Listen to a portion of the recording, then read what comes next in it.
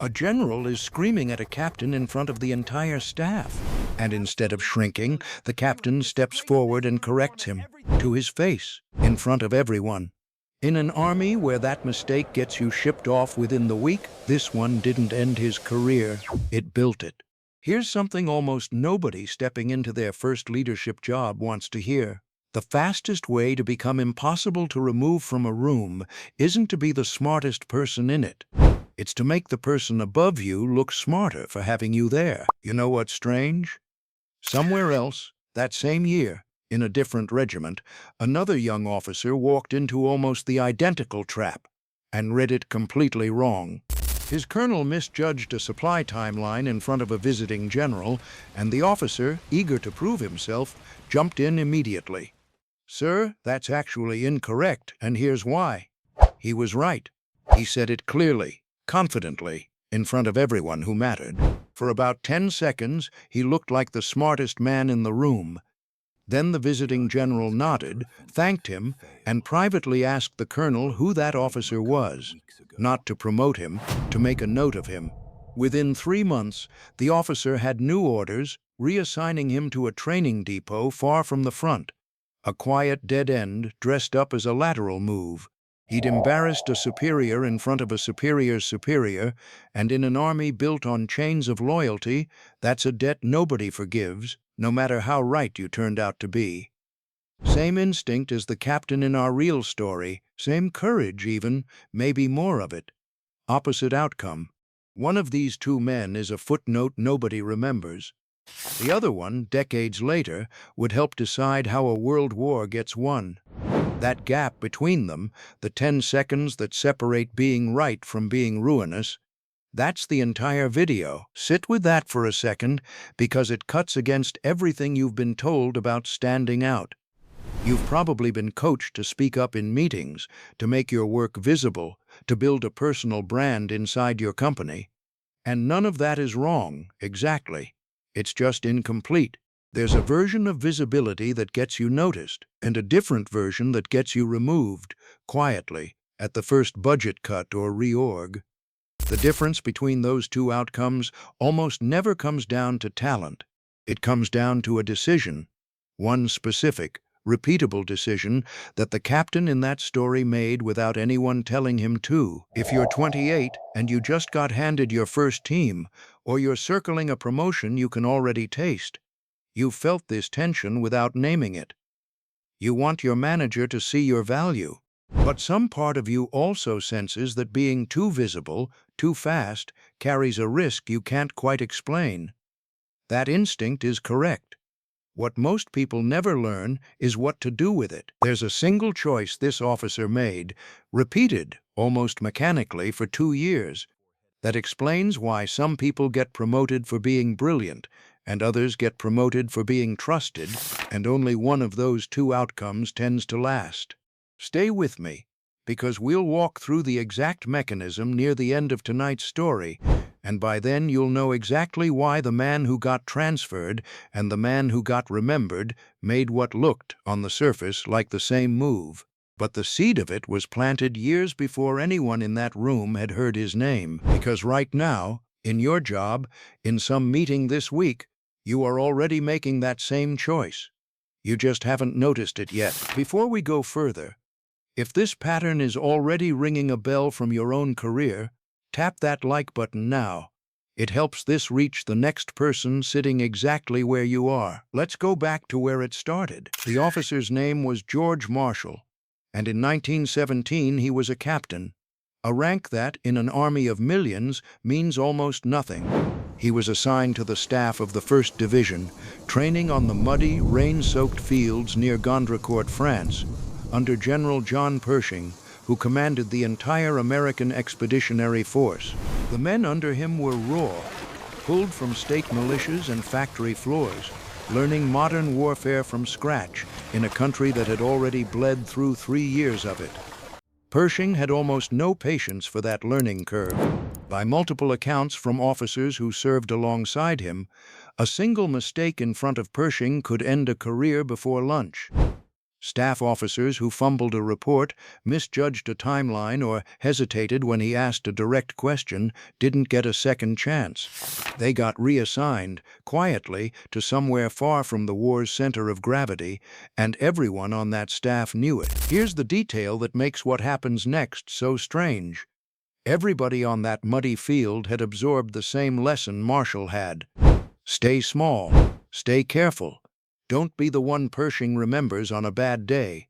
Marshall had already watched at least two other officers get quietly erased from relevance for exactly that kind of mistake. And he was about to do the opposite of what every survival instinct on that base was telling him to do. Marshall's job, on paper, was logistics. The unglamorous work of getting men, food, and ammunition to where they needed to be on schedule, in a country with roads built for horse carts. It's the kind of job that offers zero credit when it works and total blame when it doesn't. Most young officers wanted a combat command instead, something with a story attached, something you could point to later. Marshall took the invisible job and made himself the only person alive who fully understood how it worked. Here's the part that gets left out of most retellings.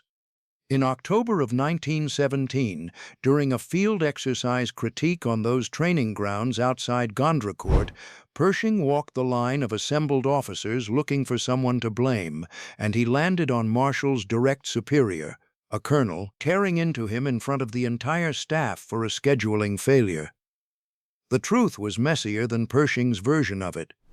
The failure traced back 3 levels up to a communications breakdown nobody in that formation could have prevented. But Pershing didn't want the truth right then. He wanted a name. Every man on that field had learned by then to let it go. You didn't correct a general mid-tirade. You definitely didn't do it about someone else's mistake, on someone else's behalf, with nothing to gain and everything to lose. By Marshall's own later account, what he felt in that moment was closer to disbelief than courage. Disbelief that no one else was going to say what needed saying. So he stepped out of formation, walked toward Pershing, and laid out, calmly, with dates, with facts, without a trace of apology, exactly where the failure had actually originated, and why the colonel standing in front of him wasn't the man responsible for it. For a long moment, nobody moved. What Pershing did next is the detail almost nobody expects, and it's the reason this story survives at all. Verified independently by Marshall's own later accounts, by staff officers present that day, and by military historians who've reconstructed the exchange from multiple contemporaneous sources. Pershing didn't punish him, he remembered him. Within a year, Marshall was pulled onto Pershing's core planning staff, not because he'd shown Pershing up, but because of how he'd done it. He hadn't grabbed credit. He hadn't undermined the general's authority in front of the room to make himself look clever. He'd simply made sure the truth reached the person who needed it, framed in a way that let Pershing act on it without losing face. That distinction, correcting the mission without damaging the man in charge of it, became the pattern of Marshall's entire rise. What most people miss is this: being right isn't what made Marshall valuable. Plenty of officers were right and got sidelined for it. Being right in a way that made his superior more effective, that was the mechanism. Here's where it gets interesting, though, because Marshall didn't stop there. Over the next 2 years, a second pattern layered on top of the first, one that's easy to miss unless you're looking for it. Marshall began making a habit of feeding Pershing his best ideas, but letting them surface in meetings as Pershing's own conclusions. Picture the actual mechanics of it. Marshall would draft a plan late at night, bring it into Pershing's office the next morning as a rough sketch, deliberately half-finished, and ask a question instead of stating a solution, something like, "What if the reserves moved up a day earlier?" Pershing would turn it over, push on a detail, attach his own thinking to a piece of it, and by the time it reached the full staff meeting that afternoon, it wasn't Marshall's plan anymore. It was Pershing's. According to staff accounts from that period, this happened often enough that it became, without either man ever naming it, the operating rhythm between them. Marshall got the results. Pershing got the credit. And the arrangement worked precisely because Marshall never once tried to correct that record in public. Most people stop here. That's the mistake, because on its face, that looks like Marshall erasing himself. It looks like the story of a man who let his ideas get stolen. Think about it, though. Would a man that disciplined really let that happen by accident? That reading misses the second half of the mechanism completely, and it's the half your boss never explains to you directly, because behind closed doors, in private conversations, in performance evaluations, in letters historians later found in the Army's own archives, Pershing was doing something almost nobody in that command structure knew about at the time. He was quietly, consistently telling the officers above him, the ones who controlled Marshall's next assignment, the ones deciding who got promoted when the war ended, that Marshall was the reason the operation ran, not in vague praise either. Specific operational praise. This man reportedly untangled a transport bottleneck near headquarters at Chaumont. This man caught a supply error that would have stranded 3 regiments. This man should be the first name considered for the next senior planning post. Publicly, Marshall stayed invisible. Privately, he'd become the one name Pershing used every time someone above him needed to know who to trust with something difficult. That's the layer almost nobody catches on a first pass through this story. Visibility to the room and value to the person who signs your evaluation are 2 completely different currencies. And Marshall figured out, apparently instinctively, that only one of them actually compounds over time. By 1919, when the war ended, Marshall wasn't a name recognized outside the Army. But inside it, among the small number of people who controlled who rose and who didn't, he was already considered irreplaceable. That reputation wasn't built on a single dramatic moment. It was built on 2 years of the same choice. Repeated so many times it stopped looking like a choice at all and started looking like character.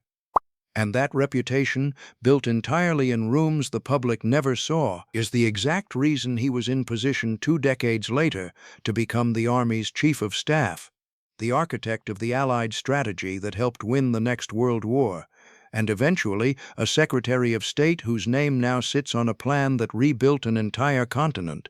Compare that to the officer from our opening, the one who corrected his colonel in front of the wrong audience. History barely remembers his name because there was never a private record built to remember it by. None of that happens if he'd spent 1917 trying to make sure everyone in the room knew whose idea it really was. Let's just breathe for a second here, because there's a version of you listening to this right now already trying to argue with it. That sounds like the story rewards people who let themselves get used. Hold that thought, because what comes next is going to complicate it in a way that matters for your actual job on Monday morning. Here's the part that turns a 100-year-old story into something you can use this week.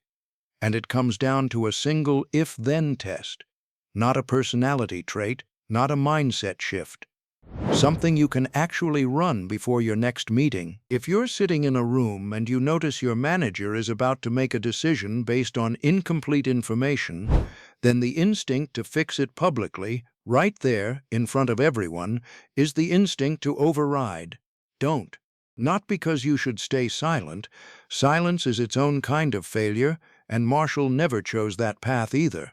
The move is to correct the information without correcting the person. To hand your manager the missing piece in a way that lets them arrive at the better decision themselves, rather than making it obvious, in front of their own boss, that they were about to get it wrong. The thing that gets me every time I dig into this story, the correction and the humiliation, are 2 separate acts, and almost nobody in their first management job realizes they can do one without the other. If you've just solved a hard problem and you're deciding how to present it, then the question isn't whether to take credit. Of course you should be known, internally, as the person who solves things. The real question is timing and audience. Does your manager need this win, this week, in front of their own leadership? If yes, let them carry it forward and make absolutely certain through a private conversation, a well-timed one-on-one, a note that isn't performative, that the people who actually decide your future know exactly whose work it was. There's a third if-then worth naming here, because it's the one most people skip entirely.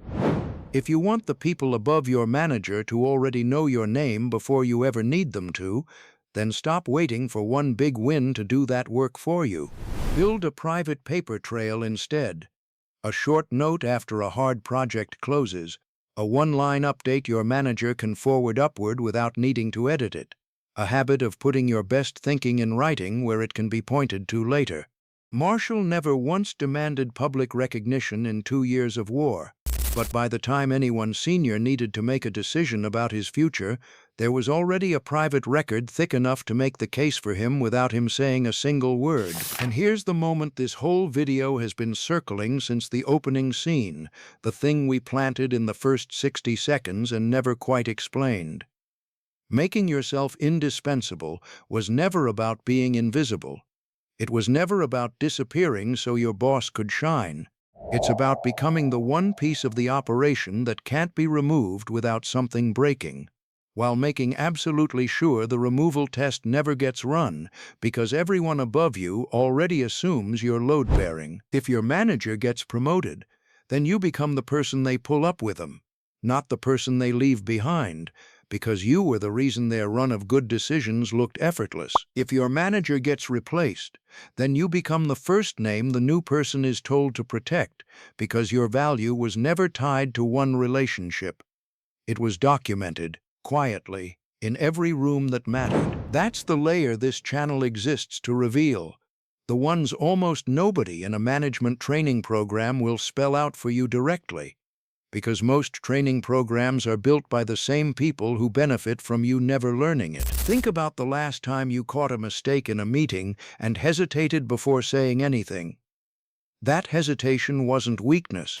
It was your instincts correctly sensing that how you said it would matter more than what you said. Most people never get taught the difference.